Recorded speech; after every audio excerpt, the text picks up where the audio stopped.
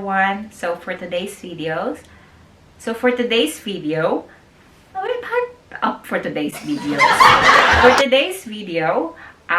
we have a guest, which is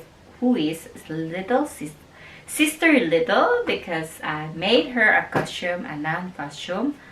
So yeah, actually guys, this is my second costume project, thanks to Ate Ann from Ann's Creations. By the way guys, Ate Ann's Creations, she makes curtains and tipi tents. For my friends who are living in the Netherlands, kung gusto niyo pong magpatahi ng curtains and tipi tents for your kids, I will link the Facebook page of Ate Ann, and you can contact her if gusto nyong magpagawa sa kanya. Alright?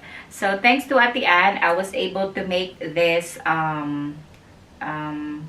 this non-costume because she was quite busy. So, every time she's busy, she has some projects for me to make if I'm not busy as well. So, yeah.